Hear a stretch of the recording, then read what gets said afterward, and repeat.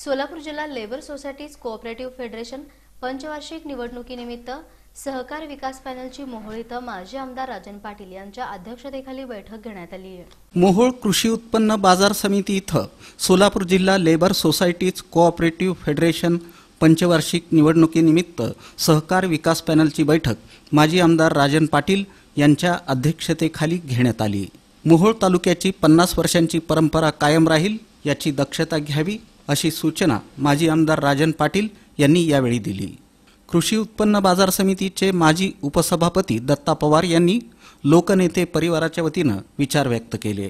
Solapur district labour society cooperation फेडरेशनच्या निवडणुकीमध्ये आता या ठिकाणी मोहोळ तालुक्याची सर्व लेबर फेडरेशनच्या मतदारांची बैठक या तालुक्याचे जिल्ह्याचे मार्गदर्शक आदरणीय मालक राजनजी मालक यांच्या नेतृत्वाखाली पार पडली व या बैठकीमध्ये असा निर्धार झाला गेल्या 50 वर्षाची या तालुक्याची परंपरा या सहकारातली कायम ठेवण्याचा निर्णय या तालुक्यातील सर्व फेडरेशनच्या मतदारांनी घेतलेला आहे आणि या सर्व तालुक्यातील सर्व मतदार आदरणीय मालकांच्या नेतृत्वाखाली 100% मतदान हे सहकार विकास पॅनलला निश्चितपणाने केले जाईल। एकही मत दुसऱ्या कोणालाही मिळणार नाही अशी ग्वाही या ठिकाणी आम्ही सर्व तालुक्यातील मतदारांच्या वतीने लोकनेते परिवाराच्या वतीने आम्ही या सर्व उमेदवारांना देऊ इच्छितो।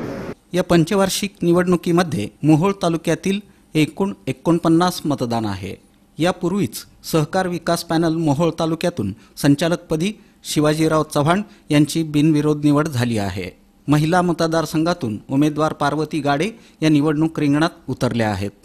मतदान सोमवार दिनांक 18 फेब्रुवारी रोजी सकाळी 8 ते सायंकाळी 4 पर्यंत रॉजर्स इंग्लिश मीडियम स्कूल रंगभवनजवळ झेडपी शेजारी सोलापूर इथं होणार आहे। 4 जागांसाठी निवडणूक लागली आहे। ही निवडणूक गैरसमजुतीतून लागली असून सहकार विकास पॅनलचे सर्व उमेदवार बहुमतांनी निवडून येतील आणि मोहोळ तालुक्याचा गेल्या 50 वर्षांचा इतिहास अबाधित राहील असं माजी आमदार राजन पाटील यांनी सांगितलं। यावेळी कृषी उत्पन्न बाजार समितीचे माजी सभापती नागेश साठे, संचालक गोविंद पाटील, बालाजी साठे, नूतन संचालक शिवाजी चव्हाण, महेश पवार, उमेदवार शाहू धोत्रे, माणिक साठे यांची उपस्थिती होती।